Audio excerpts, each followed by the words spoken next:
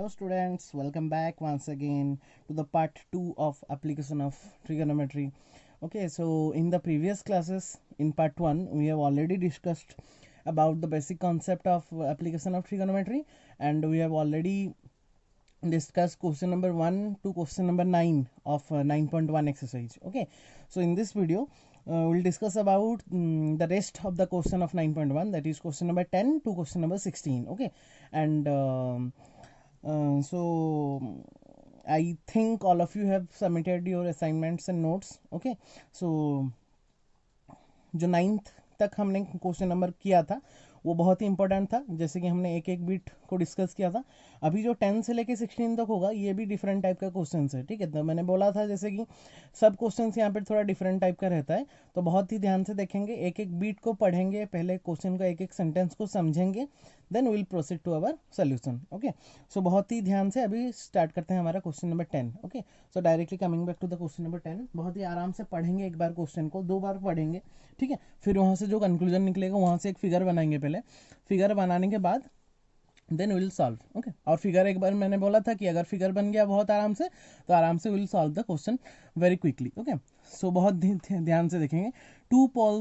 two poles of equal height are standing opposite to each other on either side of the road. तो क्या हुआ ना, यहाँ पे 2 पोल है, तो एक हमने ए बी ले लिया और एक हमने सी डी ले लिया. ठीक है, और वो दोनों क्या कर रहे हैं ना, ऑपोजिट साइड में एक स्टैंड किए हैं. तो दोनों का हाइट को हमने क्या करना है, एच लिया, एच मीटर और H metre, M means metre. ठीक है, तो एच एम मतलब कंफ्यूज मत होना. फिर हुई चीज 80 मीटर वाइड, उनका जो टोटल उनके अंदर का डिस्टेंस कितना है, 80 metre. Okay, from a point between on the road, the angle of elevation of the top of the poles are 60 degree and 30 degree respectively. अच्छा, वहां पे बीच में एक पॉइंट है, let this point be E. तो वही ई पॉइंट से दोनों पोल्स का जो एंगल ऑफ एलिवेशन है टॉप का, ए का और सी का, एक का है 60 डिग्री, जो पास में होगा ऑब्वियसली इसका बड़ा होगा एंगल ऑफ एलिवेशन 60 डिग्री, और एक सी का वो थोड़ा दूर है तो उसका एंगल ऑफ एलिवेशन कितना हो गया, 30 degree. Clear? So 2 poles are there of same height, are 80 meter away from each other, and the angle of elevation of both the poles are 60 degree and 30 degree respectively. So that's why here this angle is 60, this angle is 30. Okay, फिर क्या बोला है, find the height of the pole and the distance between the point from the poles. अच्छा, तो वो बोला है कि find the height of the pole, height of the pole निकालना है, एच निकालना है, और distance between the poles and that point, वो पॉइंट से पोल्स तक का डिस्टेंस हमको निकालना है. तो ये डिस्टेंस को लेट दिस डिस्टेंस भी एक्स. ठीक है, बी ई को मैंने एक्स ले लिया, अगर बी ई को मैंने एक्स ले लिया तो टोटल डिस्टेंस इज 80 मीटर, और वहां से ये अगर एक्स मिल गया तो obviously it will become 80 minus x. Clear? तो यहाँ पे इसको एक्स और इसको 80 माइनस एक्स कर लिया. Clear all of you? तो जो जो हमने किया उसी को अभी लिखना पड़ेगा, जैसे मैंने बोला था डायरेक्टली तो हम नहीं कर सकते, थोड़ा सा हमको थ्योरी देना पड़ेगा. तो let the height of the pole is H metre, given B D equal to 80, total distance is 80. Let B E equal to X, अगर इसको एक्स लिए तो E D will become 80 minus X. A E B, that angle is 60, that angle is 30. Okay, अब ये तो हो गया. अभी how many triangles form, 2 right angle triangles form. Okay, ये एक हो गया ए बी ई और एक हो गया सी ई डी. ठीक है, हम पहले ए बी ई ले लेते हैं. क्या क्या गिवन है देखो, यहाँ पे देखो, यहाँ पे हमको एक सुविधा क्या हो गया कि यहाँ पे h और यहाँ पे h सेम है. ठीक है, तो मैं दोनों साइड से अगर h का वैल्यू निकाल लेता हूँ और इक्वेटिंग कर देता हूँ, क्योंकि दोनों को का हाइट ही सेम है. तो अगर मैं दोनों ट्रायंगल से h का वैल्यू निकालूं और दोनों को इक्वेटिंग कर दूं, then will find directly x. वही सिंपल कॉन्सेप्ट हमको यूज करना है. तो पहले ये ट्रायंगल से h का वैल्यू निकालते हैं. तो ये हो गया ये एंगल है 60 डिग्री, तो ये ऑब्वियसली परपेंडिकुलर, ये हो गया उसका base, perpendicular base obviously tan theta और cot थीटा. तो will use our tan theta concept. तो tan 60 equal to p by b. तो we have to mention the name also. Okay, p here A B, b here B E, तो A B by B E कर देंगे. A B का हम तो tan 60 is √3, p मतलब perpendicular is h, here h, base is x, तो √3 equal to h by x, then h will be √3x. Let this be equation number 1. Clear all of you? Then again coming back to the second triangle, that is CED. तो वहां पे बेटा क्या करेंगे, यहाँ पे भी h का वैल्यू हमको निकालना है. तो परपेंडिकुलर, ये हो गया परपेंडिकुलर, ये हो गया बेस, सेम tan थीटा. तो यहाँ पे लेकिन एंगल कितना है, 30 डिग्री. तो tan of 30 degree equal to p by B. तो यहाँ पे p is C D, b is E D, that is base. तो h by 80 minus x, then h will be 80 minus X by root three. Let this be equation number 2. Clear all of you. तो यहाँ पे पहला equation में हमको h का value मिला था, सेम यहाँ पे भी h का. तो since both are equal directly will what will write just wait. Okay, so just from equation number 1 and equation number 2, by comparing these two equation, what we get that root 3x, इसका left same हो गया तो obviously right और right भी same हो जाएगा. तो root 3x will be 80 minus X by root three. Just cross multiplying them, then root 3x into root 3 will become 3x. So 3x will be 80 minus 6. Then ये x इधर आ गया तो 4x will be 80, then x will be 20 metre. तो x का value मिल गया बेटा 20. तो ये अगर 20 हो गया, ऑब्वियसली ये डिस्टेंस कितना हो गया 60 मीटर. तो distance from the point of the one pole is 20 metre. Then other distance will be how much 60 metre, क्योंकि 80 माइनस 20 60 हो गया. और हाइट भी पूछा था, h पूछा था, तो h का वैल्यू हमको x मिल गया तो h भी मिल जाएगा. तो as we know h equal to root 3 into X, then h will be height will be root 3 into X. हमारा कितना निकला 20, तो 20 root 3. Then height of the pole will be root 3 into X, and root 3 into X का value 20, तो 20 root 3 will be our answer. So distance between the two poles are 1 is 20, 1 is 60, and the height will be given by how much 20 root 3 metre. और हम root 3 का value put कर सकते हैं, या फिर 20 root 3 will be our answer. All of you clear. Very simple question. बहुत ही ध्यान से अगर करेंगे तो विद इन 5 to 10 मिनट्स अगर हमको देखने में लगेगा, तो बाकी नेक्स्ट जब करेंगे हमको मैक्स टू मैक्स 3 और 4 मिनट लगेगा इसको सॉल्व करने के लिए. ठीक है, बहुत ध्यान से देखेंगे. अभी आते हैं क्वेश्चन नंबर 11 में. सब क्वेश्चन को थोड़ा अच्छे से रीड करेंगे ताकि हमारा रीडिंग पावर भी अच्छा हो जाए और हमको समझने का कैपेसिटी भी हमारा बढ़ जाए. ठीक है, अभी आते हैं क्वेश्चन नंबर 11 में. One of the most important question. A TV tower stand on a vertically on a bank of canal. एक कैनल के बैंक में, उसके कैनल के पास में खड़ा है. From a point on the other bank directly opposite to the tower, the angle of elevation of the top of the tower is 60. अच्छा बेटा देखो, यहाँ पे एक टावर खड़ा है. ठीक है, हाँ, टावर का हाइट गिवन नहीं तो उसको मैंने h मीटर ले लिया. और एक अदर साइड में एक पॉइंट है C, वहां से उसका टॉप का एंगल ऑफ एलिवेशन कितना डिग्री गिवन है 60 degree. Here it is given 60 degree. From another point 20 meter away from this point, from another point 20 meter away from this point, मतलब यहाँ से 20, मतलब this distance is how much? This distance is 20. CD will be 20. वहां से 20 metre छोड़ के और एक पॉइंट है D. ठीक है, on the foot of the tower, the angle of elevation of the top of the tower is 30 degree. तो यहाँ पे 60 था, वहां से 20 मीटर जाने के बाद जो पॉइंट मिला मुझे, ये डी पॉइंट मिला, वहां से उसका एंगल ऑफ एलिवेशन कितना डिग्री है 30 डिग्री है. और वही टॉप को, तो ये 30 हो गया, ये 60 हो गया. ठीक है, find the height of the tower and the width of the canal. तो विड्थ ऑफ द कैनल मतलब ये हमको, ये कैनल का विड्थ मतलब ये कैनल था टोटल. ठीक है, ये एक साइड में वो टावर था, ये एक साइड में एक पॉइंट था. तो ये विड्थ हमको निकालना है, जिसको हमने x लिया है ऑलरेडी, x मीटर. और यहाँ से इसका डिस्टेंस ऑलरेडी गिवन था 20, इसका एंगल 60, इसका angle 30. Height of the tower is not given, let the height of the tower be h metre. Okay, तो जो हमने लिया उसको लिख लेंगे जैसे कि हमने बताया था. Let width BC of canal is x metre and the height AB is h metre. ठीक है, ये width हमने कैनल का x ले लिया और हाइट ऑफ द टावर कितना ले लिया h मीटर ले लिया. CD is 20 as given in the question, और ये एंगल है 60, ये एंगल है 30, इसको लिख लिया. अभी बेटा क्या करेंगे, देखो यहाँ पे how many right angle triangles are formed? 2. One is small right angle triangle, another one is big right angle triangle. तो पहले छोटा सा ले लेते हैं, ACB का ले लेते हैं. ठीक है, ACB सेम. देखो यहाँ पे भी हमको एक बेनिफिट क्या मिल जाता है ना, H यहाँ पे दोनों में सेम है. इसका भी जो परपेंडिकुलर होगा, इसका भी परपेंडिकुलर सेम होगा, H होगा, वो गिवन नहीं है. तो हम H के फॉर्मेट में लिख के, जैसे 10 नंबर का क्वेश्चन में इक्वेटिंग कर लिए थे, यहाँ पे भी वैसे क्या करेंगे ना, H के फॉर्मेट में लेके दोनों को इक्वेटिंग कर देंगे. तो छोटा वाला ट्रायंगल में पहले परपेंडिकुलर निकाल लेंगे, फिर बड़ा वाला ट्रायंगल में परपेंडिकुलर निकाल लेंगे. H सेम हो गया, कैंसिल हो जाएगा. बाकी राइट हैंड साइड में जो x का वैल्यू निकलेगा उसको इक्वेटिंग करने से हमारा x का वैल्यू आराम से मिल जाएगा. ठीक है, तो पहले छोटा वाला ट्रायंगल लेते हैं. In triangle ABC, in triangle ABC, ये वाला छोटा वाला ट्रायंगल में ऑब्वियसली ये परपेंडिकुलर, ये हो गया बेस, तो tan थीटा. ऑब्वियसली हमारा तो कॉन्सेप्ट हमेशा tan थीटा में ही आता है. तो tan 60 equal to perpendicular by base. Then we have to mention the name also, जैसे मैंने बोला था, perpendicular is how much AB, base is how much BC. तो AB कितना है h by x. tan 60 will be root 3, so root 3 will be h by x, then h will be root 3x. So equation number 1 finished, where we'll get that h equal to root 3x. h मेरा मिल गया कितना, root 3x.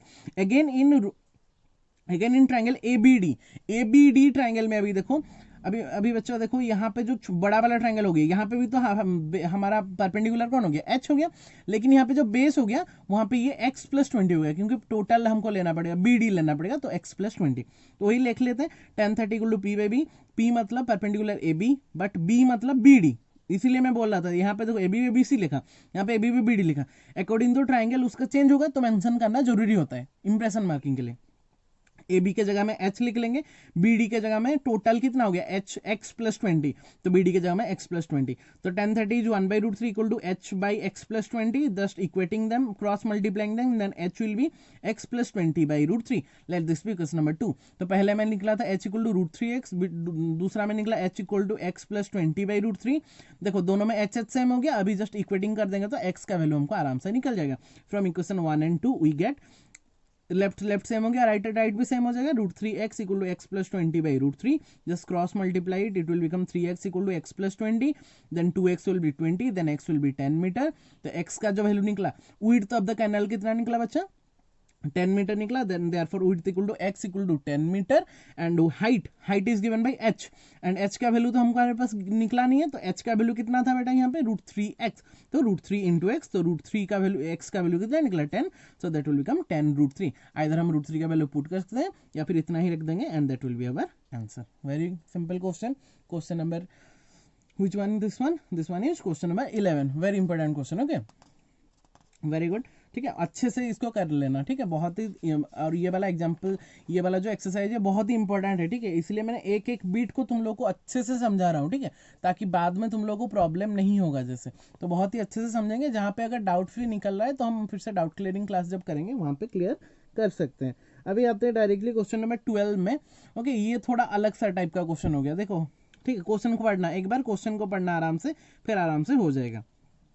अच्छा बेटा देखो, from the top of a 7 metre high building, अच्छा यहाँ पे एक बिल्डिंग दे दिया, ये हो गया मेरा बिल्डिंग, ठीक है, इसको मैं थोड़ा मार्क कर लेता हूँ, ये हो गया मेरा बिल्डिंग, ये इसका लेंथ कितना है बेटा 7 मीटर, इसका हाइट कितना है 7 metre, building comma the angle of elevation of a top of a cable tower, अभी ये आ गया अभी केबल टावर, ठीक है, top of the cable tower is 60 degree, तो यहां से ये पॉइंट से 7 मीटर हाइट जाने के बाद ये पॉइंट से केबल हाइट, केबल का केबल का टॉप को एंगल ऑफ एलिवेशन कितना है 60 degree, and the angle of depression of its foot is 45, और उसका फुट को, वही पॉइंट से उसका फुट को एंगल ऑफ डिप्रेशन, देखो अभी आके हमारा एंगल ऑफ डिप्रेशन काम में है, अभी तक जितना भी हमने डिस्कस किया था सब में हमने एंगल ऑफ एलिवेशन वाला कॉन्सेप्ट यूज कर रहे थे, ठीक है, बट यहाँ पे हमने फर्स्ट टाइम क्या किया ना, एंगल ऑफ डिप्रेशन वाला कॉन्सेप्ट यूज किया, तो कैसे इसको करेंगे बहुत अच्छे से, इसको थोड़ा ये वाला प्रॉब्लम को अच्छे से देखेंगे, ठीक है।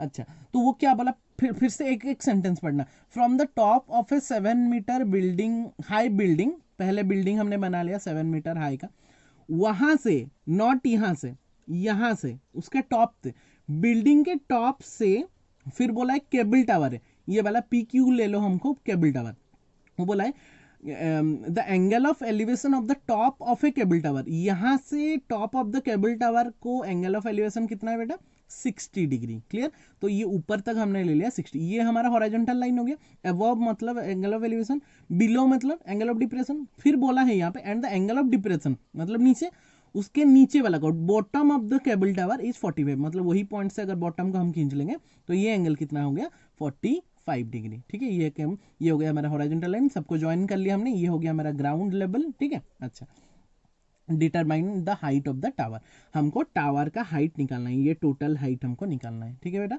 अच्छा बहुत ध्यान से, हमारा फिगर सबको समझ में आ गया, लिख लेते हैं क्या क्या हमने किया। In figure A B is a 7 metre high building, obviously ये बिल्डिंग हो, अच्छा बेटा बताओ अगर ये 7 मीटर हुआ तो ये क्यू आर भी कितना हो गया बेटा 7 मीटर, क्योंकि हॉरिजॉन्टल लाइन पैरेलल होता है, तो ये 7 मीटर हुआ तो ये भी 7 मीटर हो गया, okay, and P Q be the cable of the tower, ये पी क्यू हमने ले लिया केबल, तो ये तो 7 था, तो ये वाला लेंथ को हमने कितना ले लिया y मीटर, सपोज ये y ले लिया, the angle of elevation of the P from A point is 60, ये 60 हो गया angle of elevation and angle of depression is 45 degree. अच्छा बेटा अगर ये 60 हो गया तो लिख लेते हैं P A R equal to 60, और हमने देखो ये वाला बच्चों अगर ये 45 डिग्री हुआ, मुझे बता सकते हो अगर आर ए क्यू 45 हुआ देन ए क्यू बी कितना होगा बच्चों, ये अगर 45 हुआ ऑब्वियसली ये भी 45 क्यों होगा, since A R and B Q are parallel. मैंने बोला था ना horizontal line is always parallel to the ground, तो अगर ये दोनों पैरेलल हो गया, ये और ये पैरेलल हो गया, obviously this angle and this angle are equal as alternate interior angle बोलते हैं उसको, तो उसके साइड में लिख लिया मैंने alternate interior angle. Okay alternate interior angle, तो both are how much 45 degree, ठीक है वेरी गुड। अभी A B equal to Q R equal to 7, ये ए बी अगर क्यू आर के साथ इक्वल हो गया, ये 7 हो गया।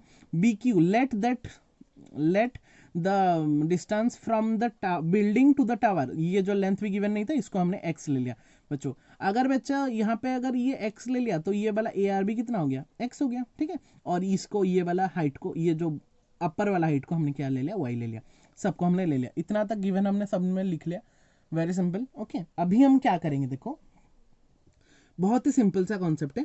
अगर ये बेटा 45 डिग्री हुआ तो ये भी 45, now A B Q will become a what, which type of triangle, right angle triangle obviously. और यहाँ पे और एक राइट एंगल ट्रायंगल कहाँ पे फॉर्म हो रहा है, पी ए आर में राइट एंगल ट्रायंगल फॉर्म हो रहा है, ठीक है। तो अच्छा बच्चा अगर देखो यहाँ पे 7 मीटर ये बिल्डिंग का हाइट है, तो हम x आराम से निकाल सकते हैं रिलेशन यूज करके, परपेंडिकुलर और बेस का रिलेशन, क्योंकि थीटा इज गिवन, तो परपेंडिकुलर बेस का रिलेशन यूज करके यहाँ पे x का वैल्यू मिल जाएगा। और अगर x का वैल्यू मिल गया मतलब मुझे ए आर का वैल्यू मिल जाएगा, और अगर ए आर का वैल्यू मिल जाएगा तो ये परपेंडिकुलर का वैल्यू मुझे मिल जाएगा। और मुझे y चाहिए क्योंकि ये तो 7 मीटर की है, अगर मुझे y मिल गया तो दोनों को ऐड कर देंगे तो will get the height of the total capital tower that is P Q, clear. तो पहले ये छोटा वाला ट्रायंगल लेते हैं A B Q. So in triangle A B Q बच्चों यहाँ पे ये हो गया परपेंडिकुलर, ये हो गया बेस, कौन सा कॉन्सेप्ट, tan थीटा यूज करेंगे, तो tan 45, तो tan 45 equal to perpendicular by base as we know. तो perpendicular mention, we have to mention the name also, p perpendicular is A B, base is how much B Q obviously. तो A B के जगह कितना लिखेंगे 7, B Q के जगह कितना लिखे x, तो tan 45 equal to 7/x, tan 45 का वैल्यू होता है 1, सबको पता है हमको, तो 1 equal to 7/x, then x will be how much 7। तो बच्चों देखो यहाँ पे जो इसका x का वैल्यू हो गया, ये कितना मिल गया मुझे, 7 मीटर मिल गया। अगर बी क्यू अभी 7 मीटर मिल गया तो कोई बच्चा बता सकता है मुझे ए आर कितना होगा, ऑब्वियसली 7 मीटर हो जाएगा कि नहीं, as they are equal, clear. तो यहाँ पे अगर x इक्वल टू 7 हुआ then A R equal to B Q equal to how much 7 metre, clear all of you. अभी देखो ऊपर वाला ट्राइंगल के लिए मुझे बेस मिल गया, तब मुझे कुछ गिवन नहीं था, बट अभी हमने निकालने के बाद इसको इक्वेशन नंबर 1 दे देते हैं, और वहां पे मुझे क्या मिल गया, ऊपर वाला ट्रायंगल के लिए बेस मिल गया। हमको क्या चाहिए, परपेंडिकुलर चाहिए, तो बेस है परपेंडिकुलर चाहिए। कौन सा कॉन्सेप्ट, बेस परपेंडिकुलर का, tan थीटा और cot थीटा, सेम हम tan थीटा यूज करते हैं। अभी कौन सा ऊपर वाला ट्रायंगल लेते हैं, in triangle P R A, that P R A theta is 60 degree, okay, perpendicular is y and base is 7, तो एक अननोन है y आराम से निकल जाएगा। तो tan 60 equal to perpendicular by base, we have to mention the name here, perpendicular is how much P R by base is how much A R, तो P R by A R that is equal to, P R के जगह हमने कितना लिया था इसमें y लिया था, y बाई बेस कितना मिल गया बच्चों, यहाँ पे हमने x इक्वल टू 7 निकला तो ये भी 7 हो गया, तो ए आर के जगह कितना लिखे 7, तो tan 60 इक्वल टू √3, तो √3 equal to y by 7, then y will be how much 7√3, by cross multiplying will get y will be 7√3।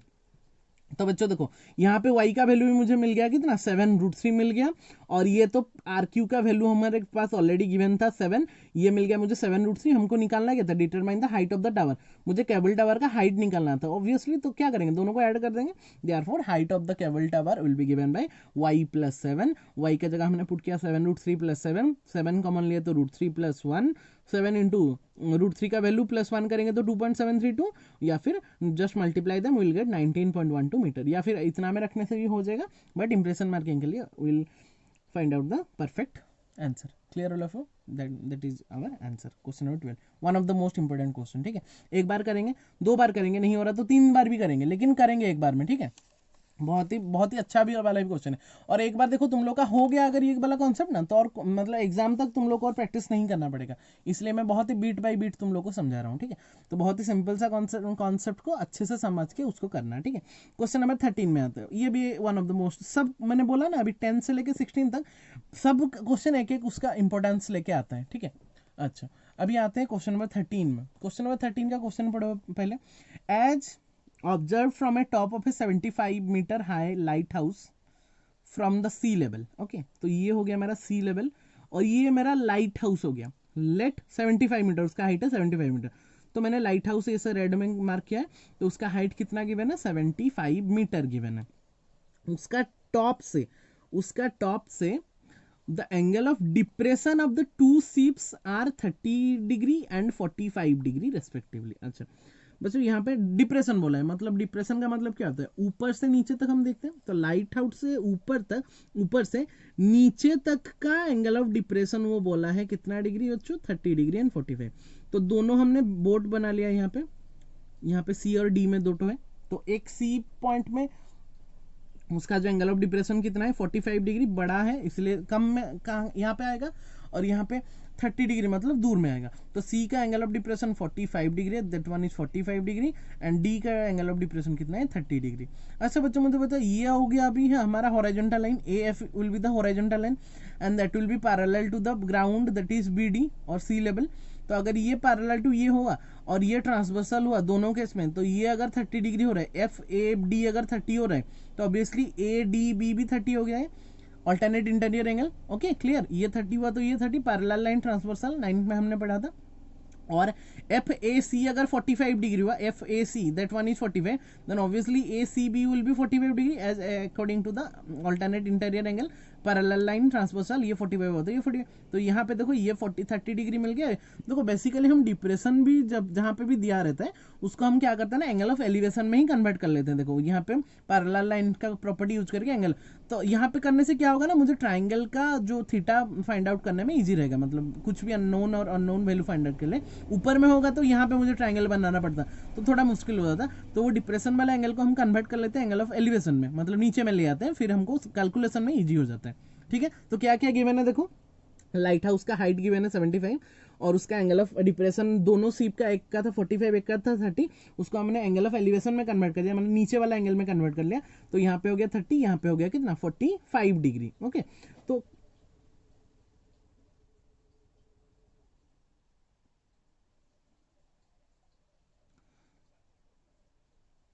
अभी बच्चों हम क्या करेंगे देखो, तो हम क्या करेंगे ना, लेट दो लाइट हाउस का फुट से पहला सिप और सेकंड सिप, ये फर्स्ट सिप ये है सेकंड सिप, तो पहला सिप का डिस्टेंस कितना है, मैंने let the distance from the foot of the lighthouse to the first ship is x metre and the distance from the foot of the lighthouse to the second ship is y। तो ये हो गया, मैंने ये छोटा distance मैंने लिया x metre ये वाला, और टोटल डिस्टेंस को मैंने लिया y। तो अगर ये x और ये y लिया तो कोई बता सकता है सी डी का लेंथ, मतलब वो सिप दोनों का लेंथ कितना होगा, मतलब दोनों का डिस्टेंस कितना होगा, ये टोटल था y, यहाँ से ये हो गया x, तो y से x को माइनस कर दो तो that distance will become y minus x. क्यों मैंने ये किया, क्योंकि find the distance between the two ships वो पूछा है, मतलब ये मुझे डिस्टेंस पूछा था। तो हम क्या करेंगे ना, पहले y निकालेंगे फिर x निकालेंगे, तो फिर y से x को माइनस कर देंगे, बहुत ही सिंपल सा कॉन्सेप्ट है। तो मैं टोटल डिस्टेंस को y ले लिया, छोटा डिस्टेंस को x ले लिया। अगर मैं इसको डिस्टेंस निकालना चाहूँ तो मैं क्या करूंगा, lastly will get lastly what we have to find out, we have to do that y minus x, then we will get the answer. Clear, तो जो जो हमने किया उसको लिख लेंगे पहले।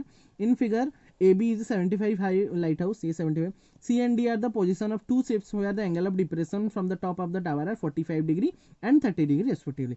एक का 45 डिग्री है, एक का 30 डिग्री है। ठीक है, very simple. Given A B, जो जो गिवन है इसको लिख लेंगे, A B equal to 75, C B हमने लिया x, बी डी हमने लिया y, then obviously C D will be y minus x according to the figure. Okay, now ये एंगल भी लिख लेते हैं, डिप्रेशन को जो हमने कन्वर्ट किया था नीचे में, F A D equal to A D B equal to 30 degree, F A C equal to A C B equal to 45 degree as alternate interior angles. सब कुछ हमने डिफाइन कर लिया। अभी हम आते हैं, how many triangles from two triangles, एक छोटा वाला ट्राइंगल एक बड़ा वाला ट्राइंगल, क्योंकि राइट एंगल ट्राइंगल हमको चाहिए था, तो एक 45 डिग्री लेके करते हैं और एक का 30 डिग्री लेके करते हैं। तो पहले ये को लेके करते हैं, देखो यहाँ पे perpendicular is given, we have to find out the base p by B, simple tan theta. तो tan 45 इन ट्राइंगल एबीसी, छोटा वाला ट्राइंगल है, tan 45 equal to p by B. Okay, tan 45 equal to p by B, we have to mention the name also. तो ab p equal to perpendicular ab by b is the bc, that is bc, so that perpendicular is 75 by base is x, then tan 45 is 1, तो 1 equal to 75 by x, then x will be 75 metre. तो ये जो distance हो गया वो कितना हो गया, x का बच्चों देखो 75 मीटर निकल गया मेरा डायरेक्टली। ओके, अभी आते हैं directly angle A B D में, बड़ा वाला ट्रायंगल में, दिस वन। तो यहाँ पे बच्चों देखो, यहाँ पे परपेंडिकुलर भी सेम 75 है, बट बेस कितना है यहाँ पे y मीटर, बस उसको चेंज करना है, और एंगल कितना है 30 डिग्री, तो tan 30 degree equal to p by b, तो perpendicular is 75 as given 75 by base is given how much y metre, तो बेस को हमने कितना ले लिया, बस वहाँ पे x ले रहे थे, यहाँ पे कितना लेंगे y लेंगे, तो tan 30 एज वी नो 1/√3, तो 1/√3 equal to 75 by y, then by cross multiplicating we will get y equal to 75√3 metre.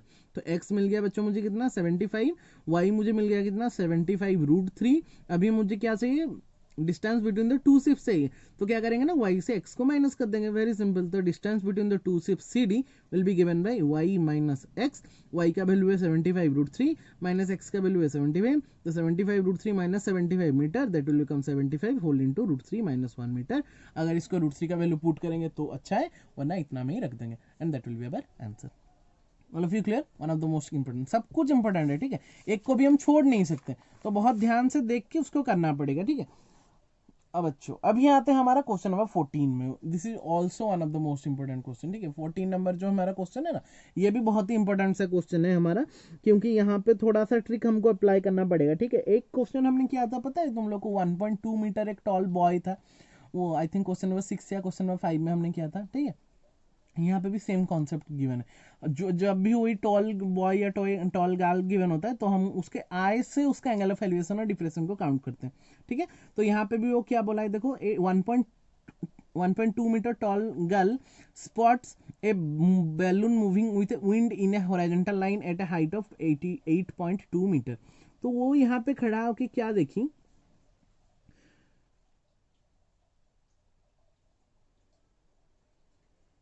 वो यहाँ पे खड़ा होकर क्या देखी कि ये जो टोटल ग्राउंड लेवल से एक बैलून ऊपर में उड़ रहा है, ठीक है, हॉरिजॉन्टल लाइन स्पॉट ए बैलून मूविंग हुई तो wind in a horizontal line, वो मूव कर रहा है इन ए हॉरिजॉन्टल लाइन में, वो मूव कर रहा है, ऐसे करके मूव कर रहा है, बैलून पहले यहाँ पे था, वो फिर ऐसे करके मूव कर रहा है,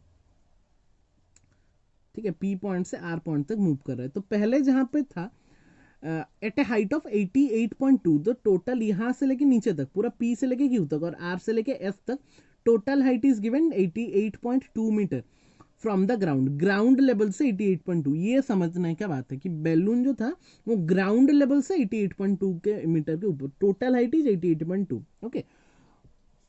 The angle of elevation of the balloon from the eye of the girl at the any instant is 60 degree.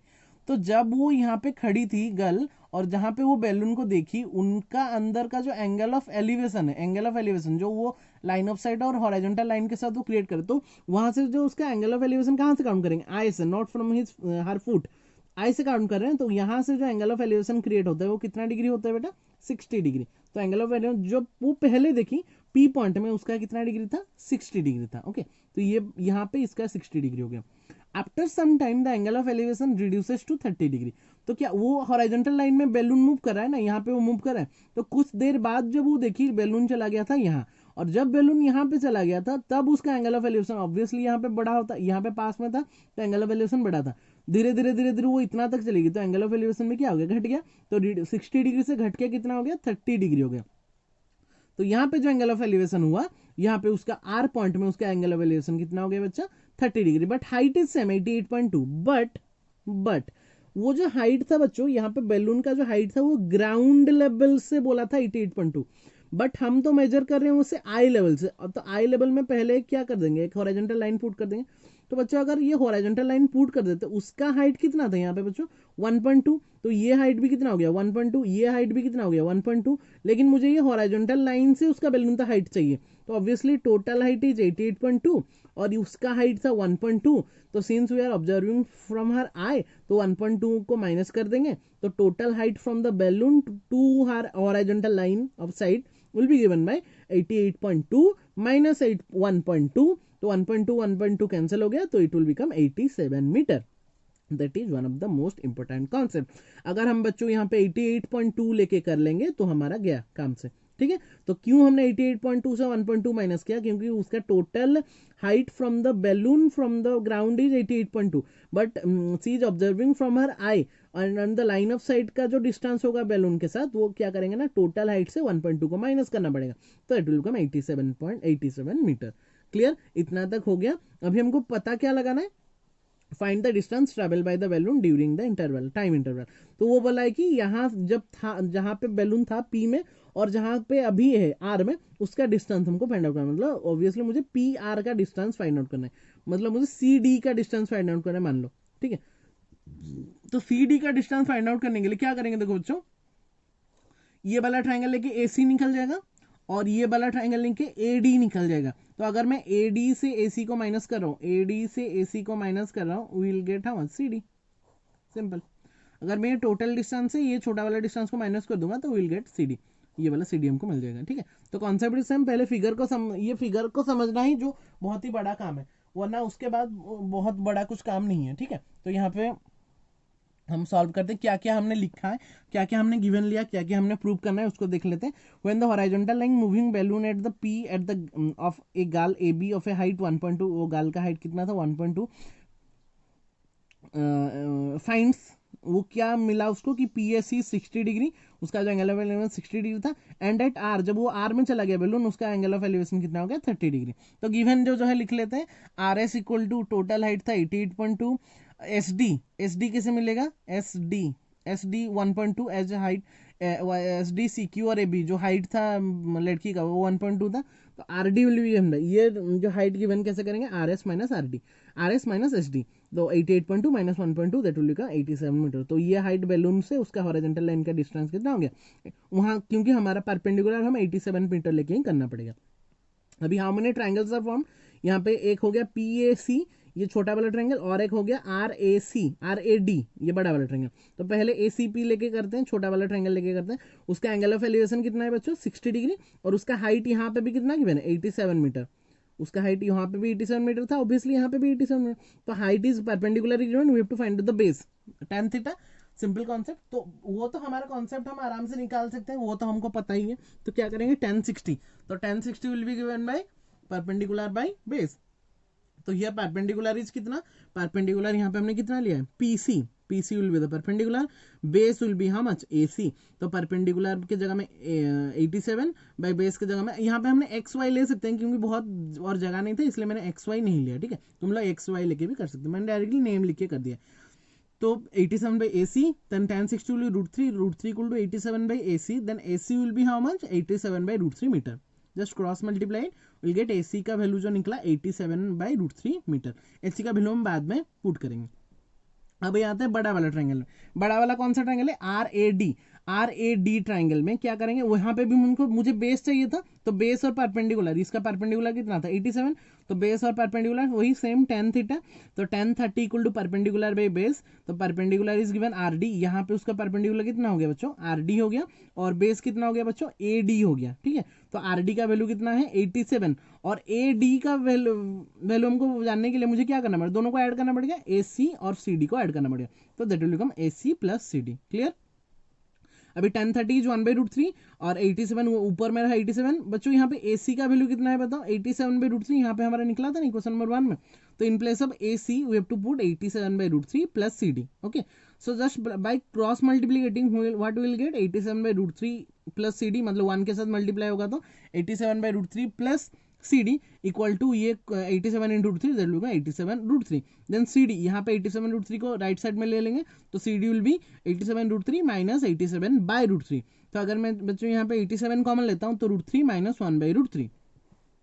तो √3 माइनस 1/√3 जब हम कर रहे हैं तो उसका वैल्यू कितना निकल जाएगा 2/√3, क्योंकि √3 इंटू √3 3 होता है, 3 माइनस 1 2, तो इट विल बिकम 2/√3। तो सी डी का वैल्यू कितना निकला 87 इंटू 2/√3। तो इसको रेशनलाइज कर देते हैं, तो ऊपर में एक √3 नीचे में एक √3 मल्टीप्लाई कर दिए, तो ये हो गया। इसको कैलकुलेट करने के बाद will get C D equal to 58.58√3। तो अगर हम √3 का वैल्यू पुट करेंगे तो अच्छा है, अगर नहीं पुट के इतना भी रखना तो भी चलेगा। तो lastly will get the distance from the balloon where it starts P from where it ends R will be given by 858√3 meter. Clear all of you? That is one of the most. अगर समझ में नहीं आया फिर से recap करके और एक बार देख लो काइंडली, क्योंकि एक बार में समझ जाएंगे तो बहुत ही अच्छा है, लेकिन बार बार अगर हम बाद में रख लेंगे इसको कि बाद में हमको समझना है तो बहुत ही प्रॉब्लम तुम लोग के लिए हो जाएगा, ठीक है। तो बहुत ही ध्यान से देख लेंगे तो हो जाएगा आराम से, ठीक है। अच्छा, क्वेश्चन नंबर 15 में आते हैं अभी। 15 number is one also one of the most important question. 15 number question में बच्चों क्या बोला है देखो थोड़ा अच्छे से, कि a straight highway leads to a foot of a tower. यहाँ पे क्या बोल रहा है देखो, straight highway leads to a foot of a tower, full stop. एक स्ट्रेट हाईवे जो कि फुट ऑफ द टावर को जा रहा है। A man standing at the top of the tower, एक मैन वो स्टैंड किया है कहाँ पे, टॉप ऑफ द, यहाँ पे देखो टॉप से नीचे तक दिख रहा है, मतलब क्या हो गया मेरा एंगल ऑफ डिप्रेशन हो गया। Observe a car eight A angle of depression of 30 degree. पहले कार को वो देखा, यहाँ पे कार था जो कि उसका एंगल ऑफ डिप्रेशन कितना था 30, तो ये वाला एंगल ऑफ डिफ्रेक्शन 30, ये तो ऑब्वियसली ये हॉरिजॉन्टल लाइन ये 30 होगा, तो मतलब ये भी कितना हो गया 30 हो गया, ठीक है। अच्छा, which is approaching to the foot of the tower, वो यहाँ से यहाँ तक जा रहा है, ऐसे जा रहा है। डी पॉइंट मतलब ये कार है, ये फुट ऑफ द टावर तक जा रहा है। Which is approaching to the foot of the tower with an uniform speed, वो एक यूनिफॉर्म स्पीड में आ रहा है, मतलब यूनिफॉर्म स्पीड मतलब पर्टिकुलर टाइम में पर्टिकुलर स्पीड में वो आ रहा है। Full stop. 6 second later, 6 second के बाद वो क्या देख रहे हैं, the angle of depression of the car is found to be 60। तो यहाँ पे था यूनिफॉर्म स्पीड में जा रहा है, तो आफ्टर 6 सेकंड, 6 सेकंड के बाद वो कार डी पॉइंट से कहाँ पे पहुंच गया, सी पॉइंट में पहुंच गया, ठीक है। फाउंड टू बी 60, क्योंकि यहाँ पे डिप्रेशन यहाँ पे इसका हो गया 60, तो ये 60 हो गया, मतलब ये भी कितना हो गया 60, तो यहाँ पे 30 था। 6 सेकंड के बाद में वो कहाँ पे पहुंच गया, सी पॉइंट में, जहां पे कि उसका एंगल ऑफ डिप्रेशन कितना हो गया 60। तो एंगल ऑफ डिप्रेशन अगर 60 हुआ तो that angle will be 60 as alternate interior angle. तो यहाँ पे 30 था, यहाँ पे 60 आफ्टर 6 सेकंड, ओके। अच्छा, find the time taken by the car to reach the foot of the tower from this point. तो ये पॉइंट से वो टाइम यहाँ तक पहुंचने में उसको कितना टाइम लग रहा है, उसको फाइंड आउट हमको करना है, ठीक है। अच्छा, तो पहले सी और डी पॉइंट से मुझे पहले डिस्टेंस हम निकाल लेते हैं, ये डिस्टेंस और ये डिस्टेंस हम पहले निकाल लेते हैं, फिर देखते हैं क्या होता है, ठीक है। तो जो हमने किया, और height of the tower is not given, let the height of the tower be h metre. और ये डिस्टेंस को मैंने x ले लिया, सी से डी को डिस्टेंस को मैंने x मीटर लिया, और सी से बी मतलब foot of the tower, foot of the building का डिस्टेंस को हमने कितना लिया, y मीटर लिया। तो वही लिख लेते हैं, let A B the tower on the top of which a man is standing and finds the angle of depression of the position D is 30 degree, and at C it will become 60 degree after 6 second, after 6 second angle is found to be 60 degree at C.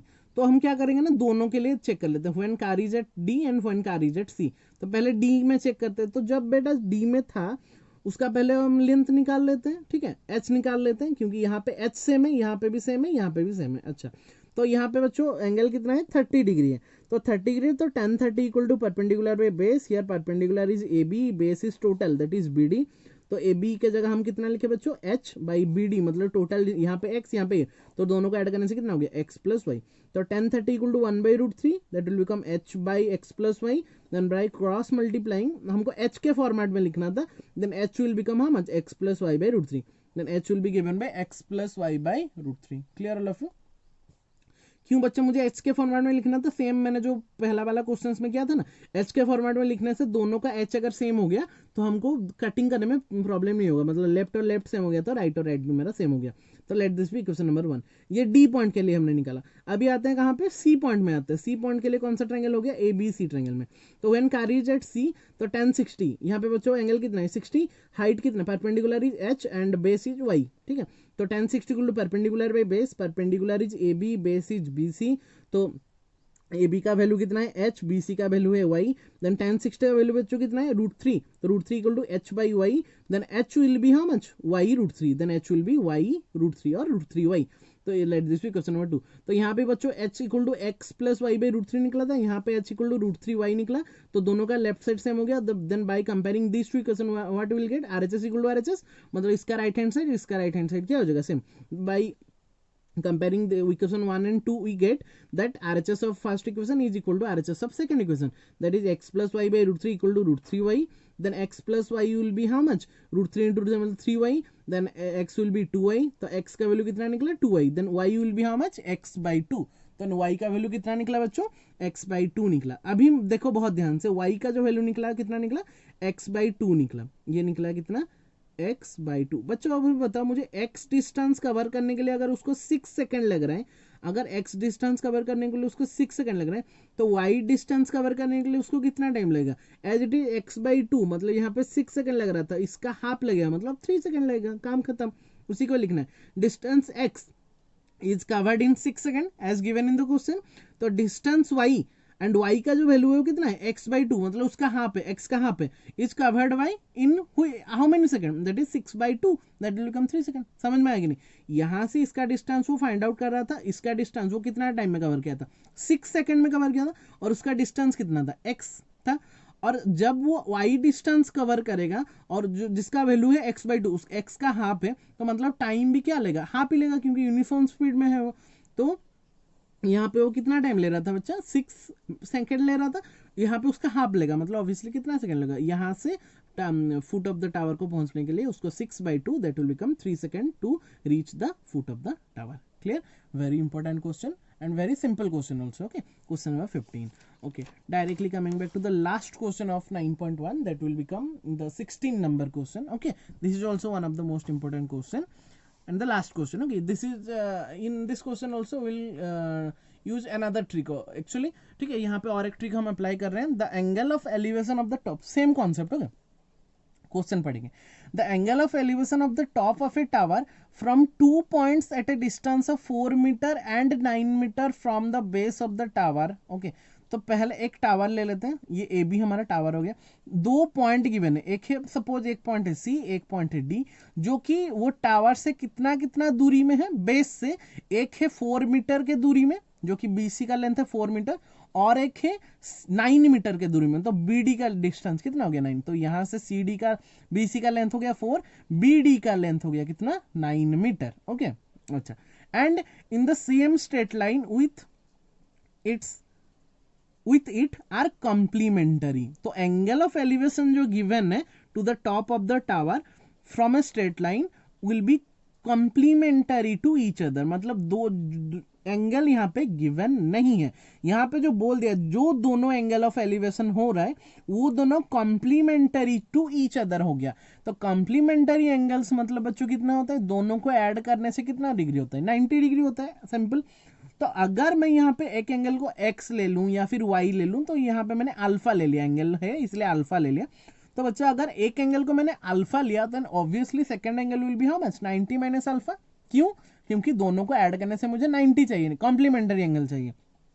तो एक angle अगर मेरा alpha हुआ, then next angle will be 90। तो एक बच्चा बोल सकता यहाँ पे इसको अगर हमें अल्फा लेता, कोई बात नहीं, एक ही बात है, अगर हम इसको अल्फा ले तो ये 90 माइनस अल्फा होता, और अगर इसको अल्फा ले रहे तो यहाँ पे, तो दोनों का आंसर सेम ही निकलेगा। ठीक है, तो एक एंगल डी एंगल का एंगल ऑफ एलिवेशन मैंने ले लिया 90 माइनस अल्फा, और सी पॉइंट में उसका एंगल ऑफ एलिवेशन मैंने ले लिया कितना? अल्फा।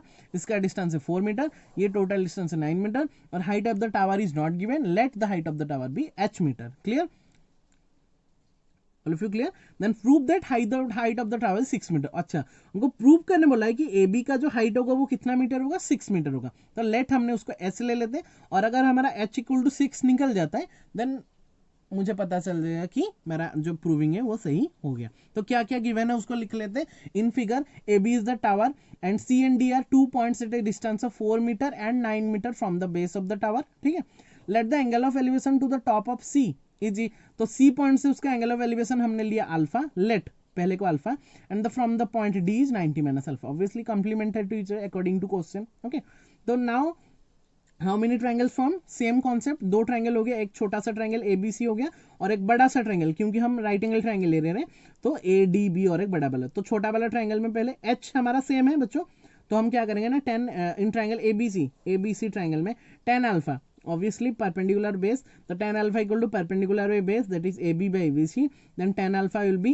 H by 4। हो गया, इसको इक्वेशन नंबर 1 दे देते हैं। तो पहला इक्वेशन हमको क्या मिला? tan alpha equal to H by 4। Again in triangle ABD, ये बड़ा वाला ट्रायंगल में tan 90 माइनस अल्फा ले लेते हैं, तो tan 90 minus alpha will be given by same perpendicular by base, तो perpendicular is how much? H by base is total base is how much? 9, then tan 90 minus alpha equal to h by 9, but But in trigonometry we have already discussed about the tan 90 minus any angle will be given by cot theta. Yes or no? तो tan 90 minus alpha की जगह हम कितना लिखेंगे बच्चों? cot alpha. Then cot alpha will be h by 9. Let this be equation number 2. Clear all of you? यहाँ पे मेरा निकला tan alpha equal to h by 4. यहाँ पे मेरा निकला cot alpha equal to h by 9. अच्छा, तो मुझे ये tan और cot यहाँ पे तो वैल्यू कुछ गिवन नहीं है, तो मुझे इसको हटाना है, इसको हमको कैंसिल करना है. तो कैंसिल कैसे करेंगे? दोनों इक्वेशन को हम कुछ भी कैंसिल कैसे करते हैं? हम देखते हैं प्लस माइनस करने से. बट अगर यहाँ पे हम प्लस माइनस कर रहे हैं तो कुछ फायदा नहीं हो रहा है. लेकिन अगर मैं दोनों इक्वेशन को मल्टीप्लाई कर रहा हूँ, दोनों इक्वेशन को मैं क्या कर रहा हूँ? मल्टीप्लाई कर रहा हूँ. तो क्या हो जाएगा? देखो, अगर मैं tan alpha left side multiply हो जाएगा, राइट साइड मल्टीप्लाई हो जाएगा. तो जब मैं लेफ्ट साइड और लेफ्ट साइड को मल्टीप्लाई करूंगा, then tan alpha multiplied by cot alpha will become 1, क्योंकि tan is the reciprocal of cot. तो tan इंटू 1/tan कट जाएगा. तो क्या करेंगे? थोड़ा दिमाग, अगर हमें प्लस और माइनस करता तो कुछ कटता नहीं, हम बैठे रहते ऐसे ही. तो हमको कैंसिल करना था, क्योंकि यहाँ पे गिवन नहीं है कुछ भी एंगल, तो tan और cot रह जाता वैसा. तो उसको कैंसिल करने के लिए मैंने क्या किया? थोड़ा सा ब्रेन लगाया और ये दोनों को मल्टीप्लाई कर दिया, दोनों इक्वेशन को. तो multiply equation 1 and 2 we get tan alpha into cot alpha, left hand side into left hand side is equal to right hand side into right hand side, that is h by 4 multiplied by h by 9. तो tan alpha into cot alpha will be cancel out, that will become 1, और right side में multi h into h square, 9 into 4 36, then 1 equal to h square by 36, then h square will be 36 by cross multiplication, then h will be how much? 6. And that we have to prove that the height of the tower is 6 meter, and that's why h is 6 meter, therefore height of the tower is 6 meter. That proves our question number 16 also. And in this way we concludes our 9.1 as well as the chapter 9. Okay, so बहुत ही अच्छे से हमने beat by beat करके 2 video में हमारा जो chapter 9 है उसको बहुत ही अच्छे से कवर कर लिया. तो आई डोंट थिंक कि अभी किसी का डाउट होगा कहीं पे भी बच्चों, ठीक है. और अगर भी किसी का डाउट हो रहा है तो फिर से तो हम उसको डिस्कस करेंगे जूम क्लास में, ठीक है. फिर भी जूम क्लास में क्लियर नहीं हो रहा तो मैं रिकमेंड करूंगा तुम लोगों को कि वीडियो को 2 बार देखो, एटलीस्ट 1-2 घंटा टाइम निकाल के 2 बार खुद को देखो, क्योंकि यहाँ पे जो 16 क्वेश्चन हमने किया अभी तक पार्ट 1 एंड पार्ट 2 में, all are having some specific concepts. सबका एक अलग अलग कॉन्सेप्ट था. कहीं पे भी ऐसा बहुत रेयर क्वेश्चन था जहाँ पे कि सेम कॉन्सेप्ट हमने यूज किया, ठीक है. तो बहुत ही ध्यान से देखेंगे सब क्वेश्चंस को, बीट बाय बीट करेंगे विथ क्वेश्चन को पढ़ेंगे, आंसर करने का ट्राई करेंगे. Figure is much more important, और जो मेंशन करना रहता है that are also much more important. जैसे मैंने गिवन लिख रहा हूँ, फिर उसको क्या प्रूविंग कर रहे हैं 2 ट्रायंगल लेके, फिर क्या हम प्रूविंग कर रहे हैं, आंसर लिख रहे हैं, सब कुछ बहुत ही इंपॉर्टेंट है ये एप्लीकेशन ऑफ ट्रिगोनोमेट्री यूज करने के लिए, ठीक है. इसलिए मेरा जो वीडियो है बहुत ही लेंदी, पहला वाला वीडियो था 1 hour 10 minutes आई थिंक, ये वाला वीडियो भी अबाउट 50 या 48 मिनट्स का हो गया. उसमें हमने 16 क्वेश्चन कवर कर लिया. देखो beat by beat question solve करने में मुझे 2 घंटा लग गया, क्वेश्चन को बस सॉल्व करने में. तुम लोग को देखने में लगेगा 2 घंटा, और उसको प्रैक्टिस करने में और 2 घंटा, मतलब लगभग 4 घंटा में हमारा पूरा चैप्टर ही कवर हो जाएगा, ठीक है. तो ऐसा टाइम मैनेजमेंट करके उसको कैसे करना है वो तुम लोग के ऊपर में. टाइम टेबल तुम लोग बना चुके हो, अगर नहीं बनाए हो तो टाइम टेबल भी बना लो, लेकिन अच्छे से सब कुछ फिनिश कर लो. Okay, so thank you all for the cooperation. Just watch till the end, हमको वॉच टिल द एंड मतलब लास्ट तक देखना है, उसको बहुत अच्छे से उसको नोट डाउन करना है, उसको सॉल्व करना है. एक बार नोट डाउन करने, नोट्स कॉपी में नोट डाउन करने के बाद उसको रफ कॉपी में फिर से खुद से सॉल्व करो, ताकि तुम लोग को बाद में और प्रॉब्लम नहीं आएगा. Okay, so thank you all, nice day all of you, and that's in this way we will conclude our what chapter 9 also. सो चैप्टर 9 भी हमारा अच्छे से कवर हो गया. अभी in the next video will discuss some more concept about the new chapter, और एक न्यू चैप्टर हम पकड़ेंगे और वहाँ पे हम न्यू कॉन्सेप्ट यूज करेंगे. Before that just some of all the concept from chapter 9 and chapter 8 सबको सम करके अच्छे से उसको मतलब पूरा ब्रेन में घुसा देंगे, ताकि बाद में हमको प्रॉब्लम नहीं होगा, ठीक है. सो thank you all, have a nice day all of you.